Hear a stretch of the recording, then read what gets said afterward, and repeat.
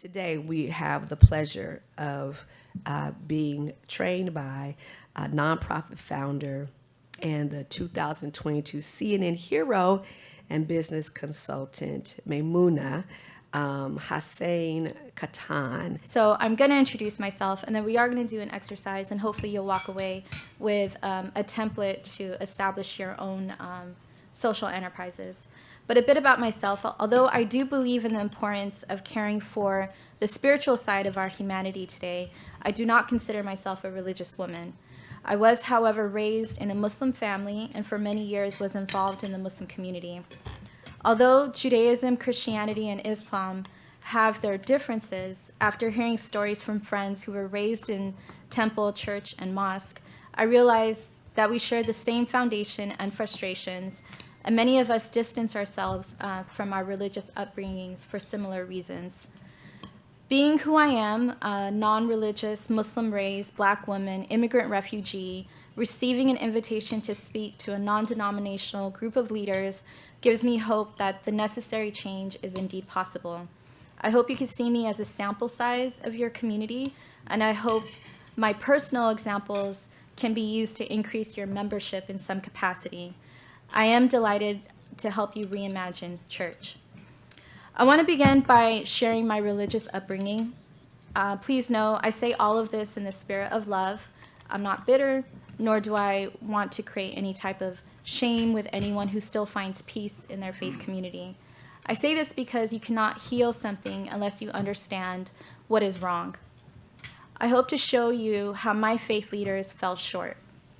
I hope to cast a vision for a more beautiful, just, and relevant approach to creating a spiritual community. As a young woman, I never felt like I was having conversations with my spiritual teachers. I felt like I was being talked at. They had much to say, but they were largely unaware of the things that most burdened my soul. My opinions were not valued, and there was little room to ask questions, and I desperately wanted answers for. Much of what I was taught seemed irrelevant to the struggles I faced as a Black girl growing up in Orange County. The leaders in our community emphasized celibacy, but did not teach us about emotional intelligence or how to maintain healthy relationships and boundaries. Topics like addiction, domestic violence, sexual harassment, and rape were not spoken of, even though they were happening in the broader culture and within our faith community. There was gossip, cliques, very low tolerance of differences, and harsh judgment if you made mistakes. Though men created our rigid rules because they were in control, they often got away with breaking them. Things were different for women and girls. I felt like I had to manage my reputation. I was often full of fear and guilt, hiding every misstep, afraid of what people might say about me if they realized I wasn't perfect. Being a servant of God felt far more burdensome than liberating. Where was the freedom that divine truth was supposed to bring? Ultimately, I distanced myself from religion because it was doing the opposite of what it promised. I wanted faith leaders who were curious about my dreams, who were more concerned about my mental health and well-being than whether or not I was kissing boys. I wanted to serve a God who loved me and my community, a God of justice who didn't sweep hard conversations under the rug, a God who wanted to see the end of sexual assault and domestic violence as much as I did, a God who was just as concerned about my liberation in this body of flesh and bone as they were about my spirit in the life to come. If you are a faith leader, your charge is not to care for the souls of your congregation, but to care for the entirety of their humanity. Any faith worth following must be committed to the liberation of the holistic human being, mind, body, and spirit.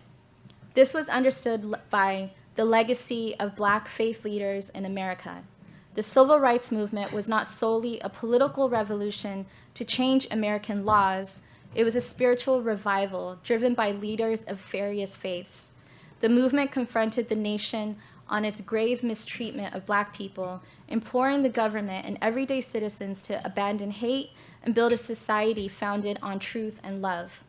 Minister Malcolm X, Reverend Dr. King, and thousands of other clergy activists did not beg their communities to come to mosque or church. These places of worship were bursting at the seams because They did more than soothe the pain through song, sermon, and prayer. They functioned as gathering places where the faithful could strategize methods of resistance. The blueprint for boycotts, sit-ins, union strikes, freedom marches, and rallies were all drawn up in the houses of faith. In addition, faith leaders did not only petition the government to change, they also used their resources to meet the needs of their own communities. This included food distribution programs, self-defense classes, education, guidance on how to start organizations, businesses, and more. During this era of American faith history, there was no superficial marketing to make religion or nonprofits cool and relevant. There was no desperate attempt. Black Americans flocked to faith communities because faith leaders were listening to their cries, creatively using resources to meet their needs, and courageously fighting for their liberation. You cannot help people if you do not know what burdens them. In order to reimagine change, you must first listen. Don't assume you don't understand the problem and offer canned solutions. I wish my spiritual mentors would have asked me what I needed to feel free. I encourage you to survey your community, ask them questions, and be humble enough to listen and change course. Build relationships with your congregation and your neighbors. Get to know what brings them joy and where they are hurting.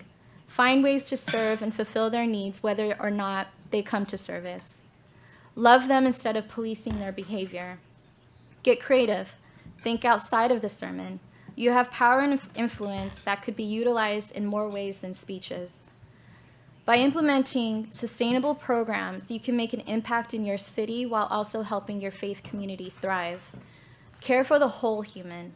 Seek to eradicate oppression in all forms, spiritual, economic, institutional, and more. Even though I stepped away from organized religion, I'm still a person of faith. I still believe in community. I respect and appreciate those who dedicate their lives to serving others. I still believe in the power of truth, love, and mercy, and forgiveness. I still follow a divine call to fight oppression, love my neighbor, love my enemies, and welcome strangers. I'm committed to creating a community of love and inclusion. These were the motivating beliefs that drove me to start the TIYYA Foundation. TIYYA is a nonprofit that began as an organization with a focus on refugees and asylum seekers. We help people find housing, employment, start businesses, translate and complete paperwork to secure their ability to stay in America. But we don't stop there. We are constantly asking our program participants about their experiences in America and with our organization. We are constantly improving and expanding the services we offer after learning from our friends. We also make a practice of hiring people who went through our programs, blurring the lines between those who offer help and those who are receiving it, blurring the lines between leaders and their community. In a loving community, we all serve each other. We all have a sermon to preach. We all have many lessons to learn. Former refugee or not, our employees and volunteers benefit just as much as those in our programs. Our willingness to listen has given us insight on how to most effectively grow and has led to incredible success. Most notably, out of the TIYYA Foundation, we launched a restaurant called Flavors from Afar. Flavors from Afar was created by the refugee community we serve. We had a social enterprise committee, and by taking their advice and continuing to survey their experiences with us, we dreamed up a unique dining experience that creates jobs, generates wealth, celebrates culture, and raises awareness about various conflicts around the globe. Every time you dine at Flavors from Afar, your taste buds will be taken on to an adventure. We have a rotating menu crafted by refugee chefs who participate in TIYYA's programs. Each month, we highlight the cuisine of a chef from a different nation. Each chef generously shares their culture and flavors with us. They are able to tell the story of their nation, the conflict that caused them to leave, and their own personal journey of enduring hope. Guests have an opportunity to experience authentic food that can be hard to find in LA.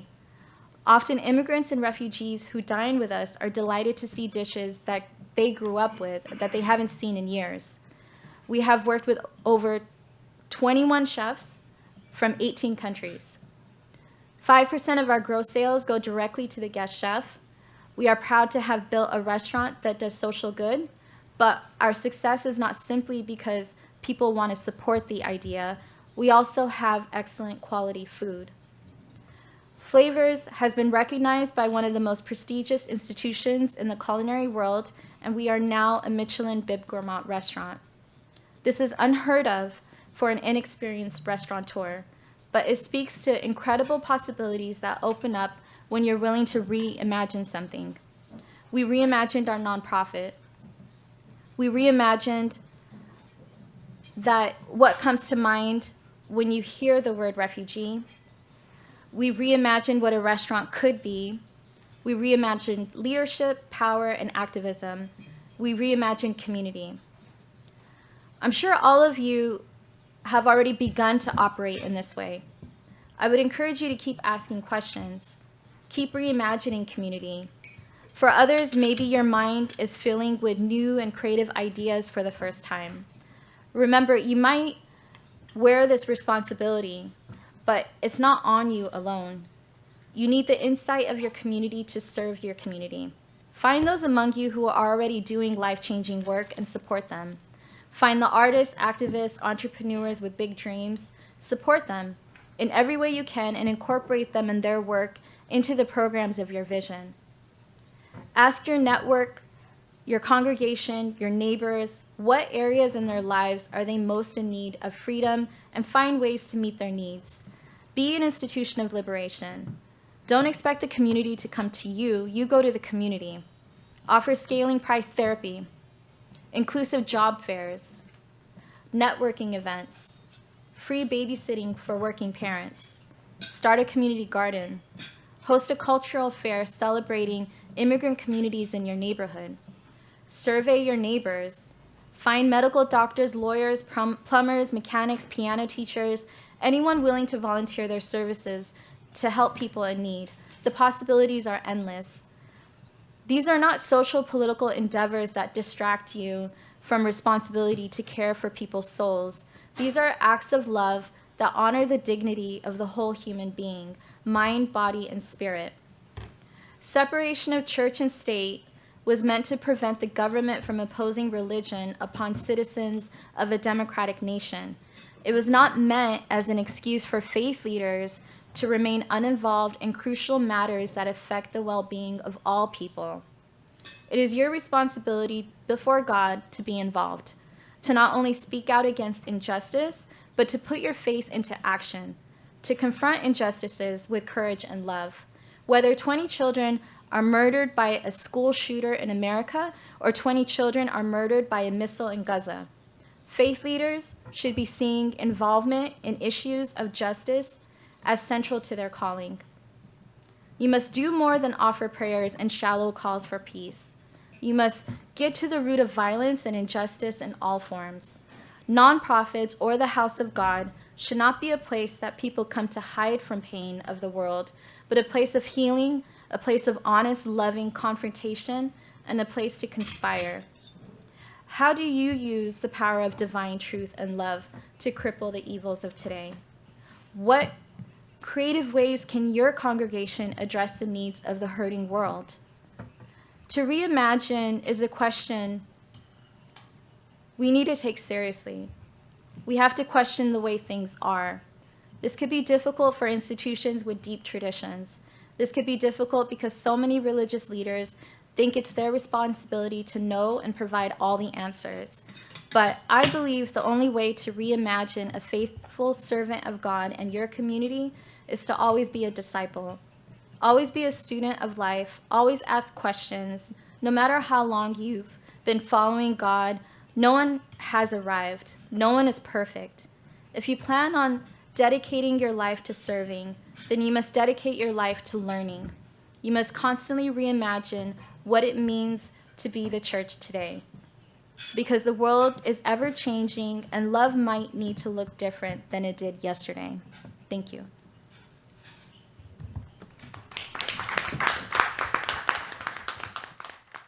A social enterprise is created to generate money. So it's not a way of like fundraising. So fundraising is more of like donor cultivation, donor engagement, doing like a clear pitch. This generation of money or generating money that I'm speaking of is a direct business model that doesn't rely on donations, but you can have impact investors if you decide to. So the TIYYA Foundation designed Flavors from Afar's restaurant as a social enterprise. You could also create programming under your 501c3 that's categorized as income generators. So you might have seen this with, I haven't really researched them too much, but off the top of my mind would be like the Girl Scouts cookies. So they are a nonprofit, and then they do these seasonal sales of the cookies, but they are income generators under the 501c3. I don't think they have like a different for-profit arm. I personally, I suggest you talk to a lawyer or talk to your accountant first, but I like forming a complete separate LLC or S corporation that supports the 501c3. So once you get advice from your lawyer or your accountant, you want to make sure that the two entities have a contract with each other to make sure the company lives up to its promises. So this is kind of overlooked by your board of directors and the community as a making sure that there's accountability. You could even go as far as getting certified as a B Corp, and B Corp certification process can take up to a year. They are their own entity, separate from the government, but you apply to be a B Corp. It takes about a year for the application process, and then they have a board that sits on your team to oversee what's going on to make sure that you always keep that stamp.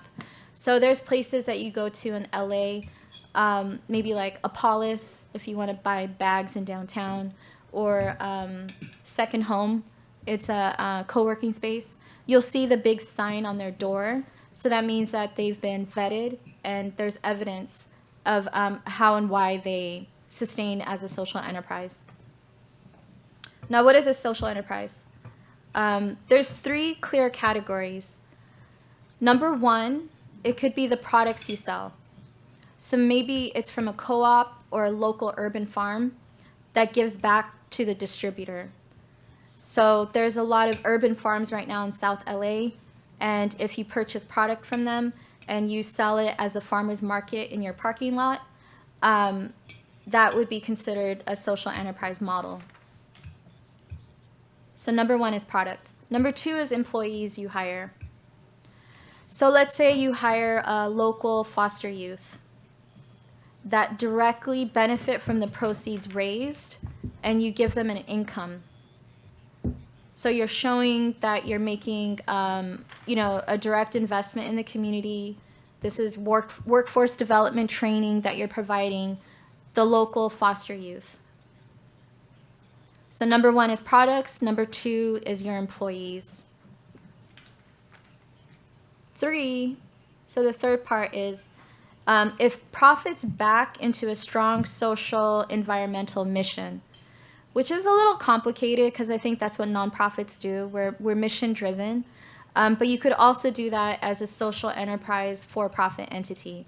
So example, you tell people, your proceeds or that you're selling will help unsupervised youth be cared for at no charge after school. So now the child that's getting free after school programming for free, it was because of a product that I bought. So I bought your t-shirt, I bought, some necklaces, I bought scarves. So it's kind of tied into the product, but it doesn't matter where you bought the product. It doesn't matter who you hired behind the counter. I'm investing back into the mission. So that's those three areas, and they overlap. They do overlap, but if you have any of these three in place, then you are a social enterprise. Do you have any questions so far before I move on? Could you repeat the third? Yeah, so the third is the profits go back into a strong social or environmental mission. So that means, let's say I buy your t-shirt, Maybe your staff, they're not local foster youth. The t-shirt I bought might not be organic, but I know that the proceeds will help unsupervised youth be cared for at no charge after school. Or you're helping local foster youth, or any cause that you care about, but under those 3 umbrellas.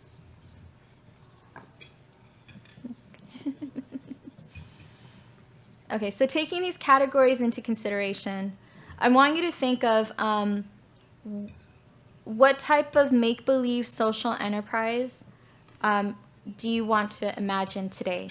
And you could, find 1 or 2 people next to you and just kind of like think of these concepts. And then I've written it out for you on here, a little outline. So I want to know, like, what's the name of your company? Who is your target audience and why? The mission of your company. How are the proceeds allocated? Does this address a direct or indirect pain in your community? And I know some of you are very well more advanced in business, so you could take it further and figure out what is the pain points, what are your KPIs, what's your unique selling proposition, all the things that you can think of in regards to creating a company. And I'll give you guys a few minutes to kind of imagine that, and then I'll have you stand up and tell the group of what you're imagining. And if you need coaching behind it, I'm happy to do that too, because I know we have some nonprofits here that are probably thinking of ways, innovative ways to make money for their cause.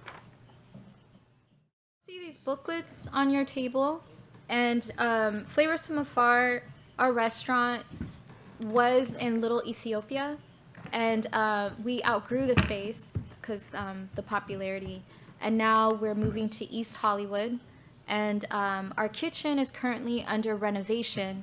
And during this transition, we were reached out by the Women, Peace, and Humanitarian Fund. They were doing a fundraiser for the UN, and they were really gracious. They worked out a deal with us where the chefs did not have to do the labor. We didn't have to worry about kitchen space or anything like that. But the chefs that participated each represents a country that the UN Women, Peace, Humanitarian Fund supports. They selected 6 of our chefs to share their recipes. And this is an event booklet that we designed for the guest. And inside of it, you'll have recipes of the dishes that were curated and presented that evening. So hopefully, as we get ready for our re-grand opening in East Hollywood, you'll have the chance to make these dishes at home, maybe over the holidays. And we also gave a shout out to Chef Gary Arabia.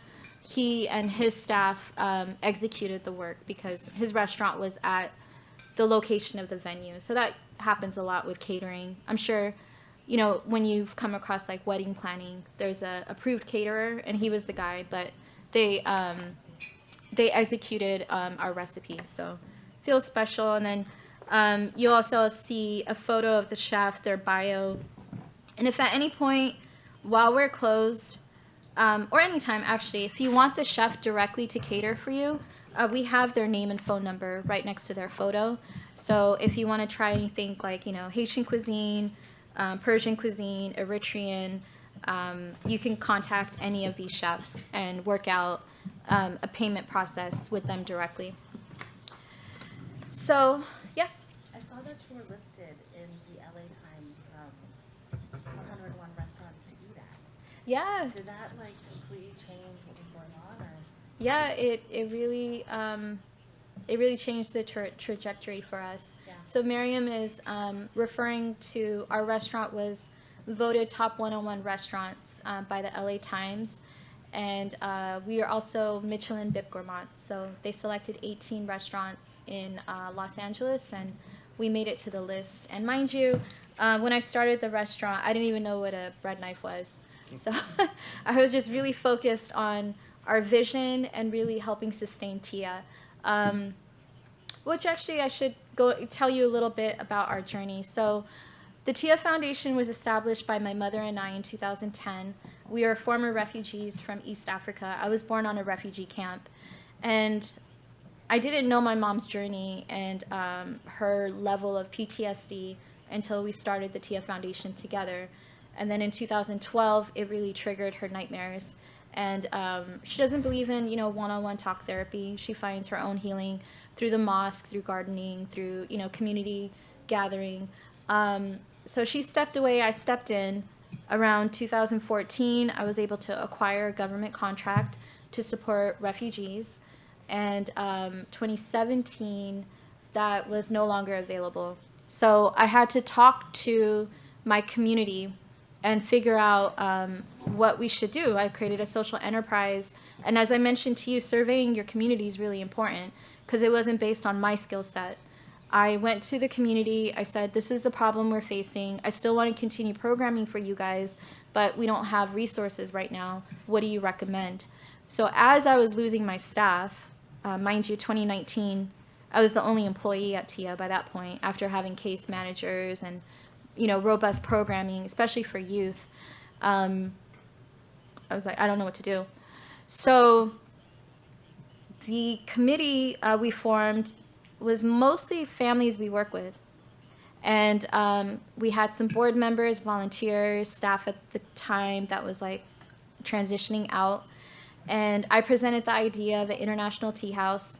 There was an asylum seeker from Egypt who was really into the tech industry. That was his interest, and was really motivating me to utilize like the Uber apps and the DoorDashes and like the ghost kitchens that were becoming popular.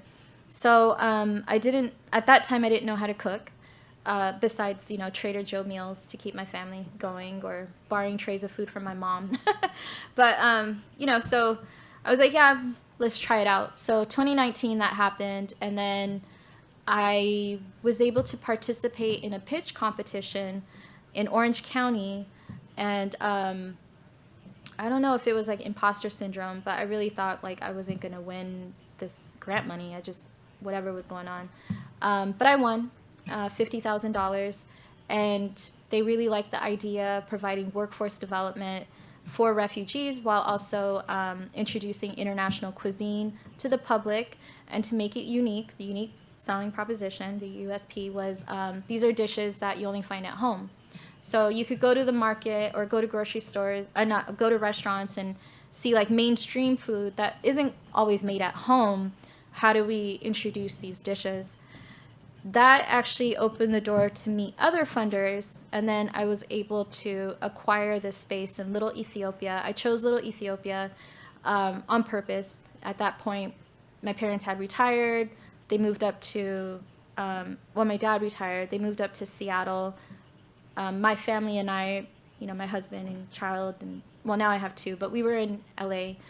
So I thought, Little Ethiopia would be nice. And, just being with my community. But I had no idea like how popular we would be during a pandemic, because I had this great idea to open spring solstice, March 2020, and it was terrifying because that was the same week as the stay-at-home orders. But we were able to acquire, SBA loans, payroll protection, all that, because it's connected to TIYYA. So Flavors from Afar didn't have enough business history to acquire funds. But because of this connection to TIYYA, that all worked out. Then we got on the top 101. Then we got on the top 101 again. Then society's opening up. Michelin has these secret shoppers, I guess. They come and dine. You don't know who they are. And then if you make it to the list, then you find out one morning. And we made it to the list, and it's been amazing. And to support our community, the way it works, and I'll kind of go through the worksheet for you here. The name of the company is Flavors from Afar, so it's a play on words. Afar is also a region in Ethiopia, but Flavors from Afar, from far away. So we kind of played with that word, because TIYYA means my love in Afan Oromo, which is in Ethiopia. And the mission of the company is to employ former refugees, immigrants, and asylum seekers. And our target audience is foodies, so people who are willing to travel through taste buds, people who are nostalgic of places they've traveled to or places they're from. And that was really important during the pandemic when people were quarantined to make sure that they have food at home that makes them miss their family. So make sure the foods are as authentic as possible. And we would get phone calls, we would get messages, like, you know, Yelp reviews, where it was this like emotional nostalgia that was happening slowly with our audience. How are the proceeds allocated? 5% of our sales are provided to the chef, and these are gross sales, so they're just as important as bills. So I don't have them wait till after we pay our bills. Like they're on the list. You're like the light bill, 5%, that's yours. 40% of the proceeds are created to go back to the TIYYA Foundation to ensure economic advancement, career placement, and identifying housing for the people we serve. In our capacity, we help about 200 to 250 families per year. Does this address a direct or indirect pain in your community, and how so? Well, it is a direct benefit to the community we serve because we're celebrating their cuisine. These are home-trained chefs, and a lot of times refugees and immigrants, especially the women, work in the back kitchen, but they're not celebrated for their dishes. And we're the only business model that promises that we work with refugees and workforce development, but we don't teach them our menu. So you're not going to have them make like toast and scrambled eggs, you know, because it's our menu. It's their food that you'll have the opportunity to experience. And this is something they admire as long as the menu prices stay affordable, because, you know, they want to participate in the restaurant, but they don't want to be priced out. So we make sure that it's reasonable. And especially, I think, moving into East Hollywood, there's a different economic bracket than Mid-City. So where we were was closer to LACMA, so our prices were okay for that area. But now we have to look for even lower prices or have like a bigger variety of prices for our diners in the community. Yeah, and we just want to always make sure that they feel welcome to the restaurant. So all of our meats are halal, and we just make sure that no one feels, you know, like separate from the food that they presented to us. So this is, you know, kind of an idea based on the worksheet for Flavors from Afar, and I want to help you on your concepts.